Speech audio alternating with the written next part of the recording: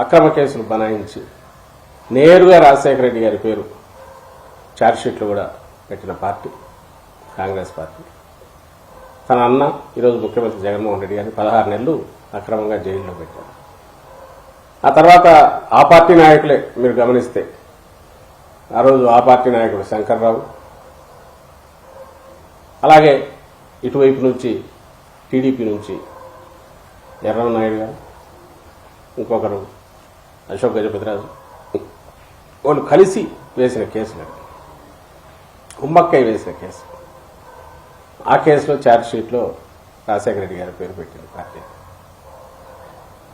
సోనియా గాంధీ గారు చెప్తేనే పెట్టానని చెప్పి తర్వాత శంకర్రావు గారు ఆయనే తనంతట తానే మీడియాతో కూడా చెప్పారు. అలాగే తర్వాత ఇప్పుడు ఆ పార్టీ నుంచి బయటకు వచ్చినట్టున్నారు గులాం నబీ ఆజాద్ గారు. ఆయన కూడా జగన్మోహన్ రెడ్డి గారు మాట విని ఉంటే ఈ కేసులు పెట్టేవాళ్ళం కాదు,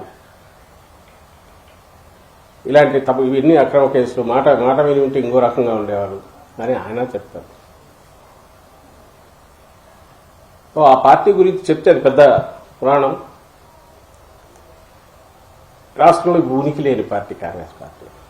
ఈరోజు ఉన్నట్టుండే ఆమె వచ్చి అక్కడ కొద్దిమంది చేరిన దగ్గర హఠాత్తుగా ఆవేశంగా ఒక్కసారిగా భాష యాస కూడా మార్చి గత 10 ఏళ్లలో రాష్ట్రానికి ఎంత అన్యాయం జరిగిందో ముక్కును బట్టి వరుసపెట్టి తనకు తోచినవి చంద్రబాబు నాయుడు రోజు ఏ డైలాగులు చెప్తాడు అవే మాట్లాడతాడు.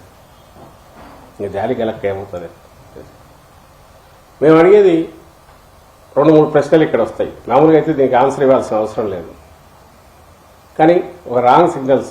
ఆమె వైఎస్ రాజశేఖర రెడ్డి గారి కూతురు కావడం, ఆ కుటుంబానికి ముఖ్యమంత్రి గారి సహోదరి కావడం, అలాగే ఆమె ఇచ్చిన సిగ్నల్స్ ఇస్తున్న పిలుపులు కన్ఫ్యూజన్ క్రియేట్ చేసే అవకాశం ఉంది. కాబట్టి మా పార్టీలో వాళ్ళకు కూడా దీనికి ఎట్లా రియాక్ట్ కావాలనో అర్థం కాని పరిస్థితి.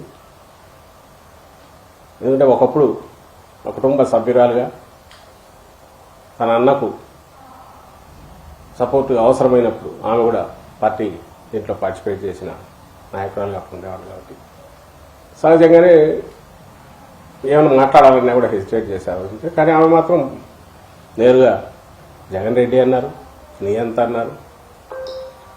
నేను రాజకీయ